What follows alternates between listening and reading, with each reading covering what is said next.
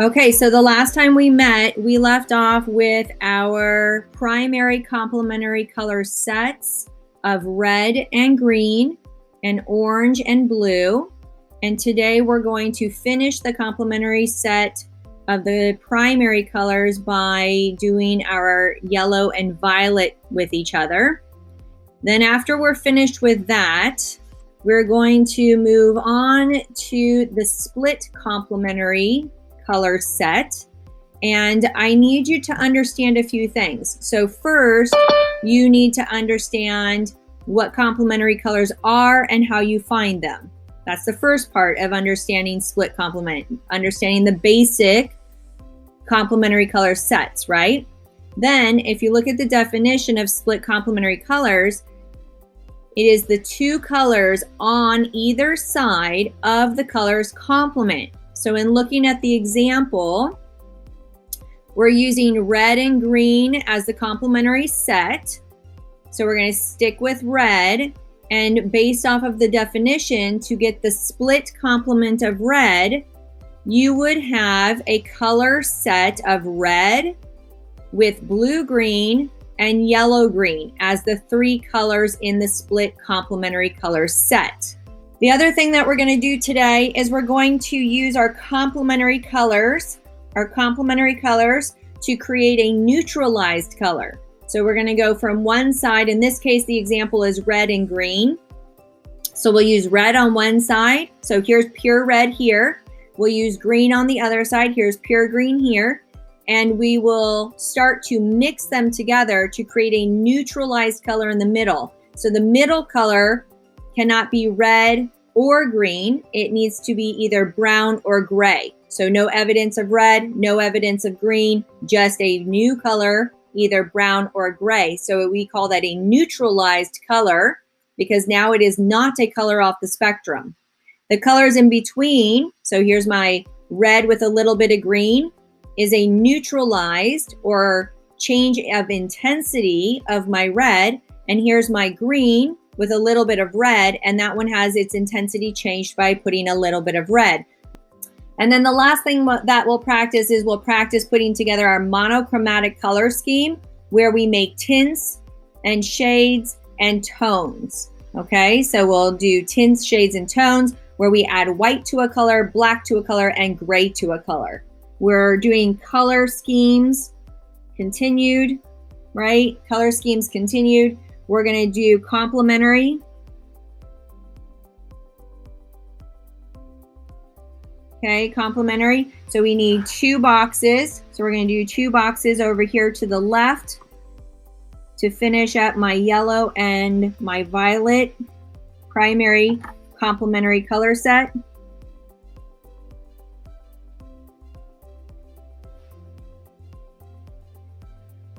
All right. And then we're going to do three boxes over here because this will be the split complementary set. So get yourself three boxes and this will be the split complement.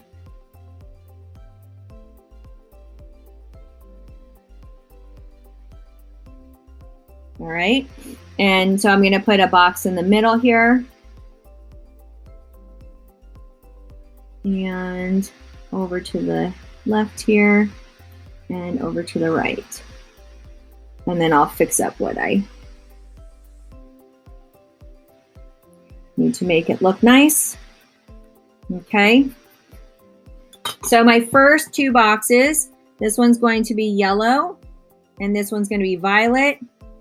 The middle box of this one's going to be red, blue, green to the left, yellow, green to the right. Take your yellow, just like we've been doing, and go ahead and paint that first square with yellow, starting with our outline. Our next color is violet. If you saved your tinfoil, your palette from the other day, you have some leftover violet that you can bring to life. If you don't have leftover violet, you're going to use red and blue and create a violet. Red and blue to create a violet. It cannot be red violet or blue violet. It needs to be violet. So make sure that you have true violet, not red violet or blue violet.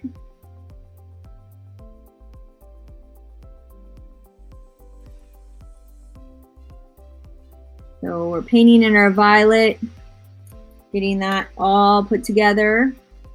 Go ahead and rinse your brush, dry your brush, make sure it's completely clean as we transfer and go into our main color, primary color of red for our first box of our split complement.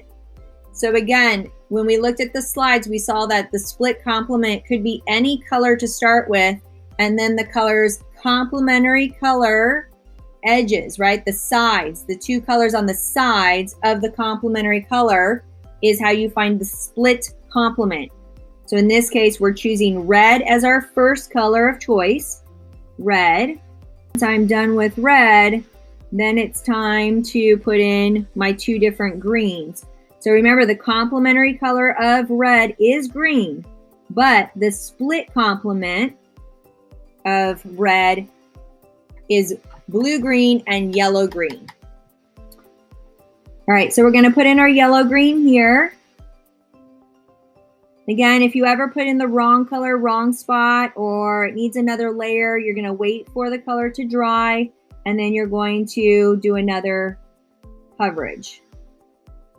Another solid layer on top so it's nice and opaque, no white peek-throughs, no streaks, no lines, no extra white peeking through. As solid as you can make it. Okay, this one's got lots of texture left over from my brush. So I'm going to see if I can smooth that out with like a drier brush. And if I can, great. And if I can't, then what I'm going to do is I'm going to wait for it to dry and put in another layer once it dries. Now it's time to put in my blue-green, which I'm going to use my yellow-green that I have here, and I'm going to take my dry clean brush and I'm going to scoop and put in some blue here. And again, I really want this to be on the bluer side, right? With blue-green, I want it to be on the blue side. Putting in your blue-green. Your blue-green in the left-hand side square next to the red. And again, this is our split complement. I found these two colors on the sides of the complementary color of red. So the complementary color of red is green, and on the two sides of green, you find yellow green and blue green. We're going to do an intensity scale, and we're going to do 5 boxes across. Okay, so right under these 5 that were separated, we're going to do 5 boxes across. This is my intensity scale.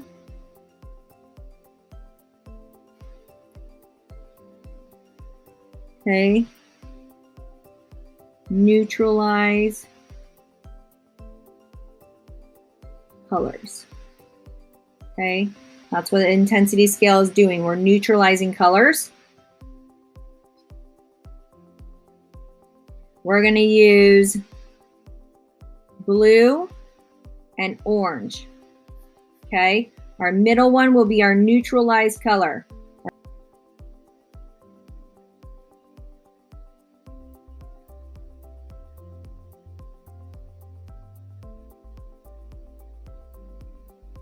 Okay.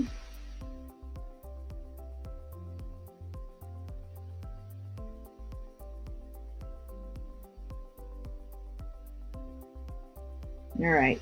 And then dry your brush, clean and dry your brush. Our next color is going to be orange. If you already have an orange on your palette, you can bring it to life. Just make sure that your brush has absolutely no blue in it. You're mixing orange. You cannot have any blue in it for our true orange for this one to get started. So get your orange back to life. In this case, I'm not going to have enough, so I'm going to have to add more. Now look, I'm going to use the orange a few times, so I need to make sure I have enough orange made.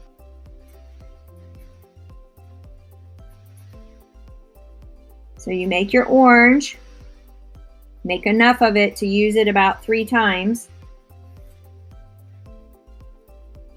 Okay, place that orange in the right-hand side box. This is just pure orange. So our first square next to the blue is going to be blue plus orange with the emphasis on blue. And our square over by the orange is going to be orange plus blue, which is pretty much the same formula, right? Orange and blue, blue and orange, same deal. But I've written them so that the first color is the color we're emphasizing. And I've underlined the letters so you understand there's more orange than blue. And over here, there's more blue than orange. And then our final one will be a neutralized one. So when you take blue, you take a little bit of blue over here. I'm going to take a little bit of blue over here. I'm going to rinse my brush off. And I'm going to take some of my orange from over here. Just a little bit. And I'm going to mix it into my blue. And what I might get is something like a blue-green or a grayish blue. That's what I want. I don't want it to be too green though. If it looks green, let's add a little bit more blue to it because I really want it to shine blue and look just like a different version of blue than the blue I have next to it. So it really should look blue, not green. And the reason why it may look like green at first or turn green first is because orange has a lot of yellow in it. And the yellow gets mixed in with the blue and we have green. So we really want this to read as a blue. And really what it should look like is kind of like a bluish green or a grayish blue. Still really on the side of blue though, that where if you looked at this color and you didn't know how I mixed it, you can identify that there's some blue involved. Okay, that's really what I want to make sure that you see in this square. It's blue, but it's not true blue, right? It's a dulled out version of blue because what we've done is we've dulled out the intensity of the blue. Take a look at how bright the blue is to the left. And I've added orange to this blue. And that has dulled out the intensity to the point where this blue now looks kind of like a grayish blue. And that's what we want. On the flip side of that scale, we're going to repeat kind of the same idea, but this time with more orange. So the existing puddle that you have, let's grab some orange and mix it in there. Make sure you have enough orange because the same idea. I don't want brown, not yet. I really want to see the evidence of orange in my puddle here of color. So I want to make sure that I get enough orange over here. So this looks like a burnt orange or darker version of that orange. That's on the right. That's where we're at. Paint that one next to the orange. So this one should look, like I said, a burnt or darker version of orange, not brown. This should still show the evidence of orange in the mixture. So it should look kind of like pumpkin pie color. So again, we've taken out the intensity. So when we paint realistic colors, this is how we do it. We take out the intensity of that bright version that looks cartoony or unrealistic, and we use the complementary color to lower the intensity of the color so we have these realistic colors come to life. I'm not changing the lightness or darkness of the color like I will with tints and shades. I'm changing the color's intensity so it's not so bright and unrealistic looking. And then the final square in our 5 colors here is supposed to be a full neutral. So to do that, I'm going to take that orange color I just made and put a dash of blue in it and mix it, completely mix it so I don't see orange or blue, and I see just a dark brown color or a grayish brown color, and that's the color that goes in the middle of the two. Again, you don't see orange, you don't see blue, you see a brownish color, brownish gray. If it's too green, you're going to add orange. If it's too orange, you're going to add blue. It needs to look brown in the middle square. It must look brown. No orange, no blue. This is a whole new color. This is a neutral color. This color is not found on the color wheel. We have neutralized the color to a full neutral color now, brown or gray. Monochromatic color scheme equals one color, and then on the sides of each of the scales, I've got tints, shades, and tones. You need to have clean water for this part because we're using our white and we don't want our white contaminated with any tint from the water or from the brush. My palette has also been pretty full here, so I'm going to be very careful in using this side of it. If you have run out of space, open up your tin foil to a clean area so you're not accidentally mixing any colors from previously made into your white. We're going to start with white. Our white has been sitting since September, so open it up. It's going to be pretty chunky. Use a clean brush. No color on my brush, no water on my brush, and stir your white as if you're stirring yogurt with fruit. Scoop the bottom and bring it to the top. Scoop the sides. Get it all nice and creamy and ready to use. Go ahead and use that brush. Drag it along the sides. Get all that paint off. Do not put this paint in the water yet. You don't want to waste it. So let's do 1, 2 scoops of white. 2 scoops of white. Roll your brush. Clean your brush.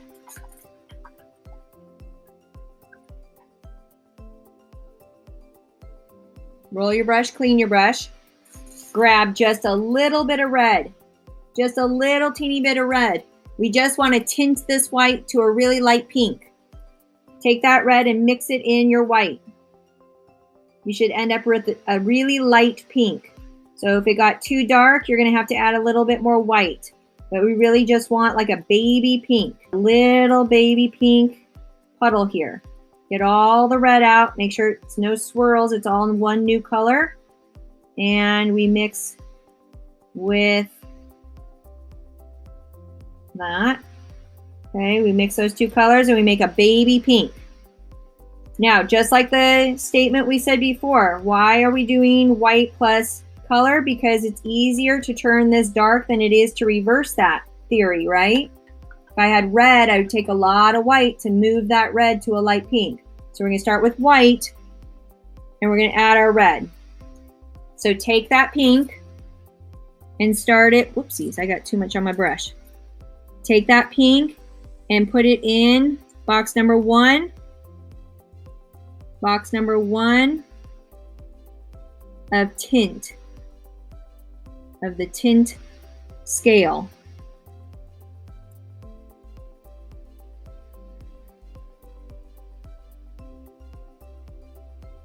So a little bit more red. Grab a little bit more red, just a little bit. Slowly introduce the red to the pink. If you don't see a change, you put in not enough red. If you don't see a change, you didn't put enough red in. If you see a change, great. If the change is too drastic, it got too red, then now you've put too much red and you need to go and put a little bit more white. Should be a gradual darker change as we move to the right of this value scale. Okay, so put in the new darker pink that you made next to the light pink on the left. Put the new darker pink on the right. Fill that box in.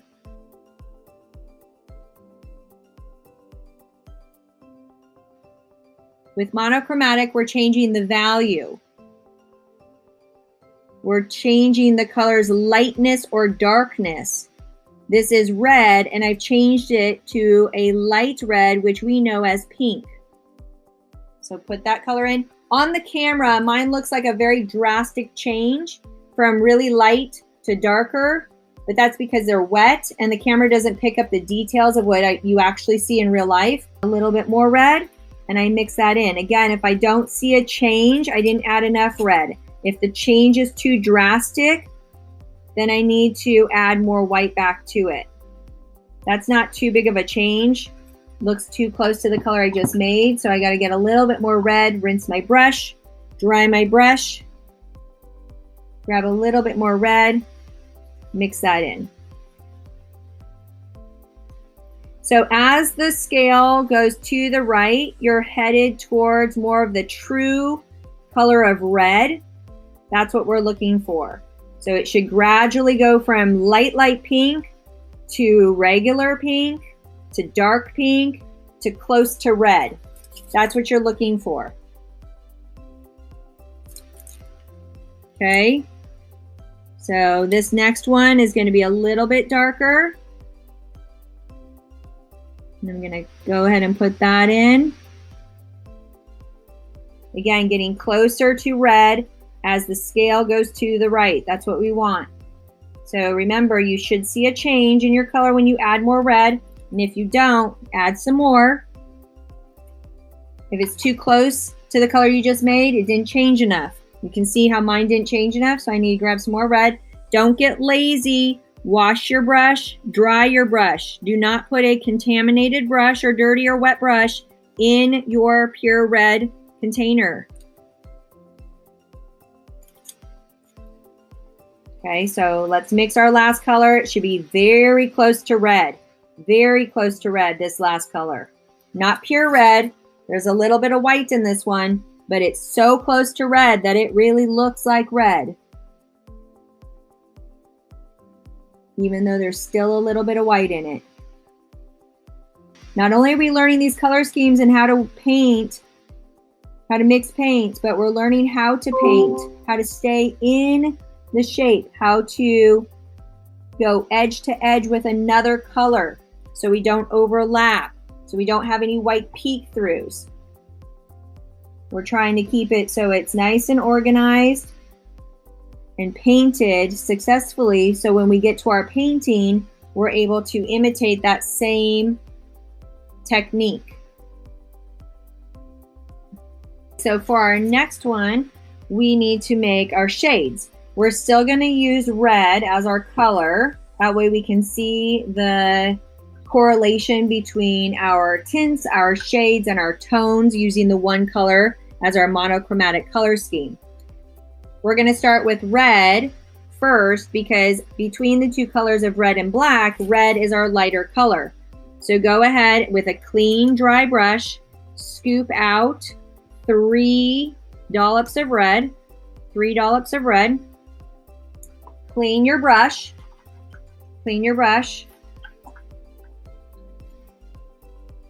dry your brush, and then let's take a little speck of black. Black goes a long way, right? So just a little speck of black on your brush, not even a full tip's worth, and go ahead and mix that black into the red. And what you should see is the red change just slightly. We want the red to still be pretty red. Now it just looks like a little bit of a darker version of that red. Really roll and get that black out of the brush to make sure you don't have any surprises when you're painting. Roll the brush, don't smash the brush and break the bristles, right? So get all of that rolled out, nice one color. When you're done with that, then after you get all of the paint out, then rinse your brush, dry your brush so it's ready to paint with, no water coming down the handle. Take this new red and place it in the first box on the left. Again, this is red with just a touch of black. Just a touch of black.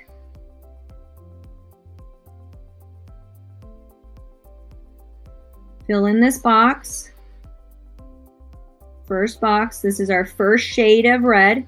It's very, very subtle change in our color of red. Subtle change in our red because we only added a speck of black. Make sure it's all streak free, all one color, looking really good. Okay, then clean off your brush, rinse it, Rinse your brush.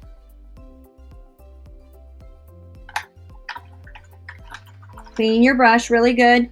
Dry your brush because you're going back into the black. You don't want to contaminate it.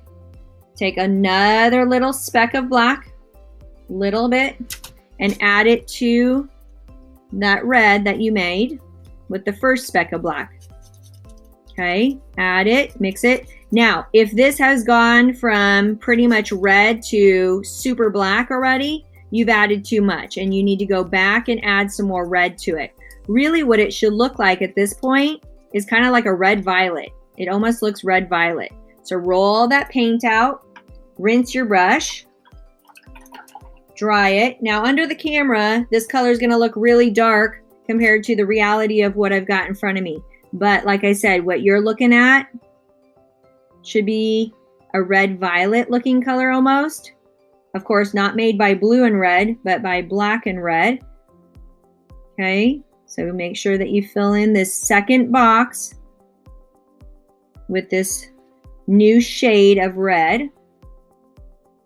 This is a gradual transition from each box. Gradual transition.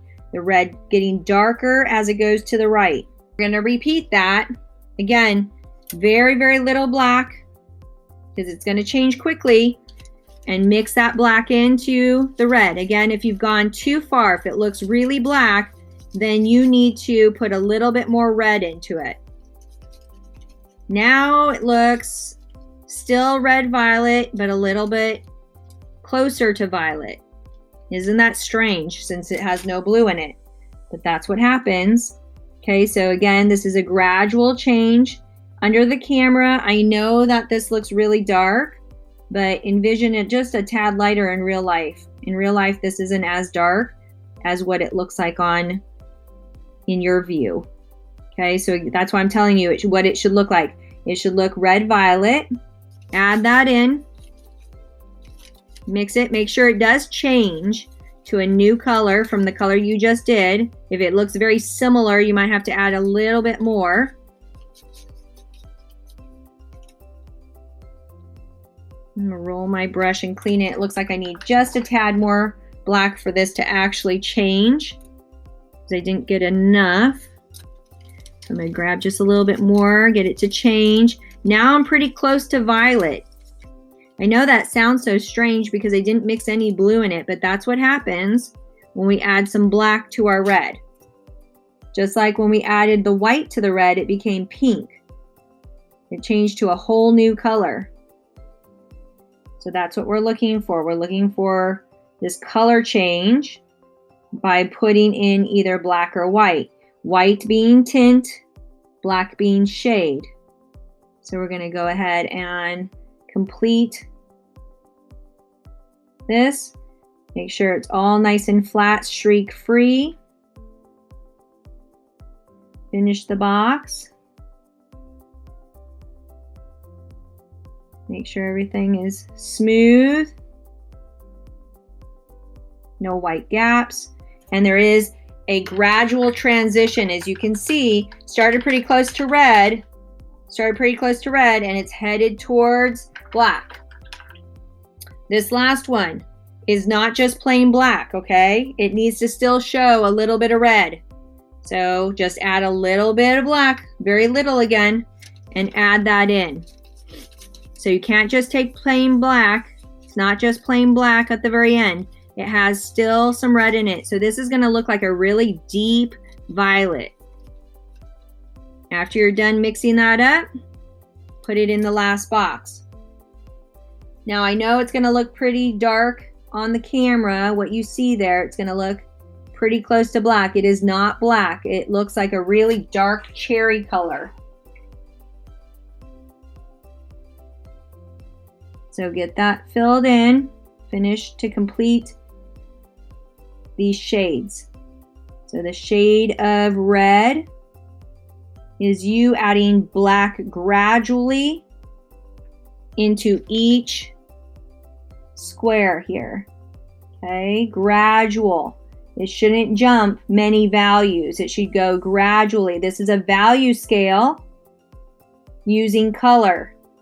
So it should show that value scale gradually going from light to dark. So up above, you have the light part of the value scale, and down below, we have the dark part of the value scale. Again, this is a monochromatic color scheme. I'm only using red, and I've got tints and shades of red that I can now use in my painting to show light source, to show shadow, again, by use of value, right? We learned how to do value scales. This is value scale using color, one color, monochromatic.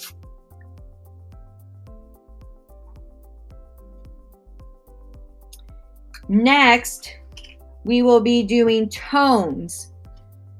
Tones are where you add gray to the color. You add gray to the color. So that's black and white and red. So to start with that, we need to make several different grays. So we're ready to introduce the color to the different grays. So I need 5 different gray tones made, and then I'll introduce the red to those gray tones. So let's first start with a little bit of white. My brush is clean and dry. My brush is clean and dry. I'm going to start with white. Okay, white. I'm going to dry off my brush, or excuse me, rinse off my brush. I'm going to rinse off my brush, dry it. Now my water is very contaminated. It's red in tone. So to be able to get true gray colors, I need to have clean water. Make sure your water for the starting point of making your grays is clean. Your brush also needs to be clean. Rinse your brush, dry your brush. Make sure you don't see any colors in that wiping of the brush. Go ahead and mix your first gray. So I just added black and white.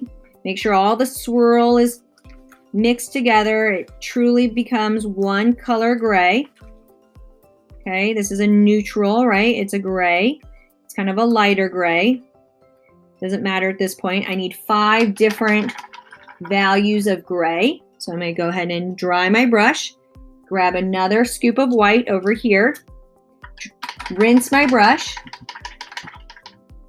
Dry. Grab another scoop of black and mix it together. This is a darker gray. This would be closer to my darker gray that I mix with my red, right? So again, I need 5 different grays ranging from light to dark. So right here is my darkest gray probably. Go ahead and rinse your brush. Don't let these touch. Keep them separated. You need 5 different grays. Clean, dry brush into the white. Go ahead and put your white onto your palette. Dry, rinse and dry your brush. Grab a little bit of black. Mix it up. This is kind of a medium gray, so that'll work. It's a medium gray. Again, I'm going to need 5 different grays. Rinse your brush. Dry. Grab another scoop of white. Another scoop of white. Rinse your brush.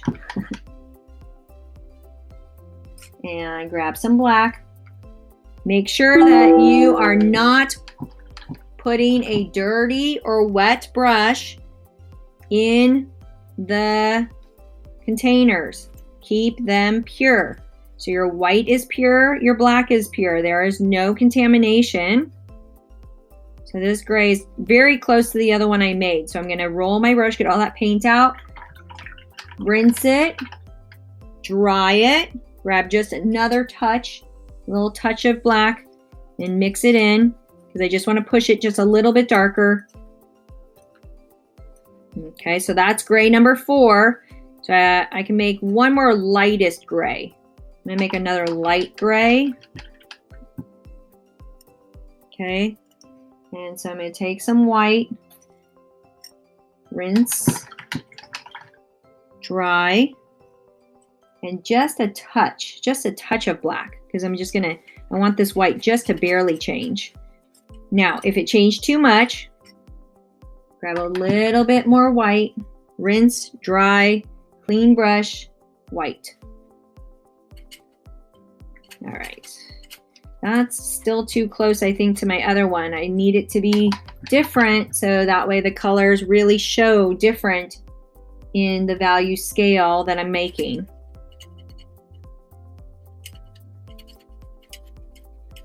I have 5 different grays. Now what I need to do is clean my brush.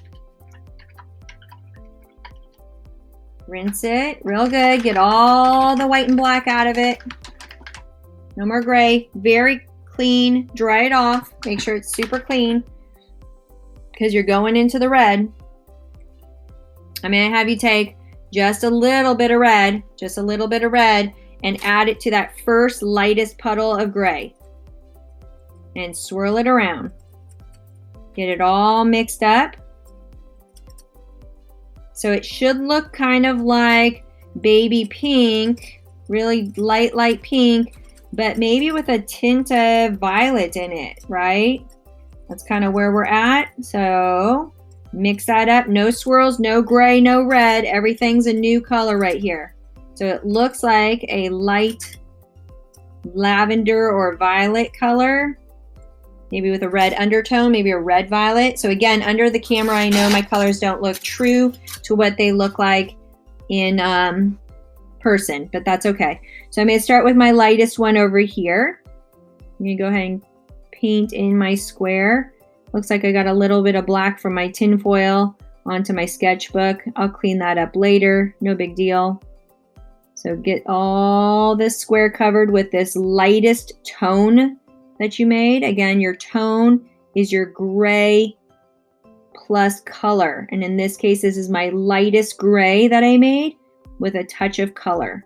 And the color is red.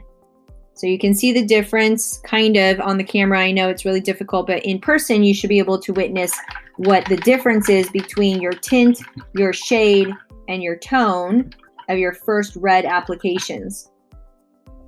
Rinse and dry your brush. The next one we're going to go to is the next gray that I have here that's still in the light zone. Grab a little bit of red, not a whole bunch of red, just a little bit of red, same amount that you grabbed before. Okay, and mix that into that gray. Mix that into that gray. What you should see is a similar color of what you made in the first box or for the first box, but now has more gray in it. You can see that it's getting a little bit darker because of the gray. Okay, mix it up. There's no swirls. The paint isn't all over your brush. Get it ready for painting. Dry it off so you don't have any water. Grab that paint and put it into the second box of the tone scale here. And you can really see that there's gray added and it's not pure white or black. You can see that there is a tone of this color being used for these boxes. You can see the gray undertone in these colors, that there is a gray apparent here. You can really see that. Again, under the camera, I know it's hard to see in your view, but you can see in real life what's going on and really notice those gray undertones in the tone of this red.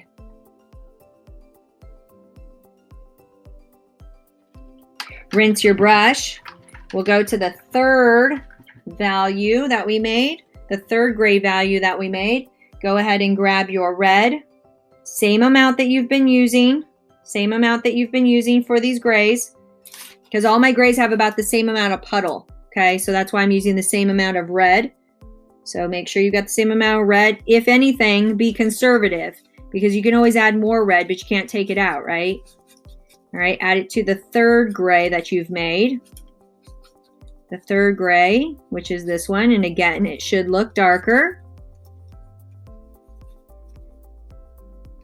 Go ahead and make sure it's all mixed together, and then go ahead and put it into that third middle box here. And what you should see is the color getting darker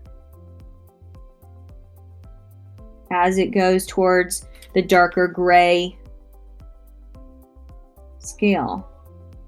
Okay, again, you don't have true color, pure colors from the color wheel. You don't have tint, you don't have shade. You have a tone here, which means gray added to the color. Again, found in the monochromatic color scheme, using one color to paint with. This is only painted with red, but we're altering the red by adding either white, black, or black and white together, which would be gray.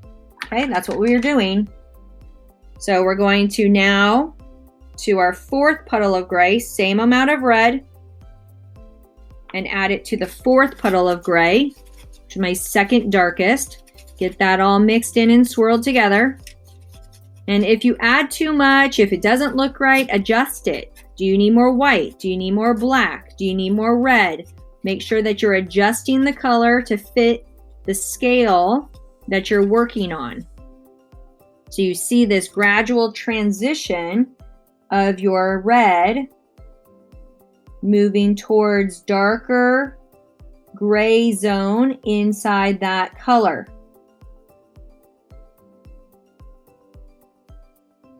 Okay, and that last gray has a lot of black in it. I still only want you to add the amount of red that you've been adding. So still the same amount of red. And so add the same amount of red to the very last gray. And again, you need to look. Do you have the right color that should come next? Or do you need to add more red? Or do you need to add more black? Or do you need to add more white? You should have the right color that should come next. This is a gradual change in color.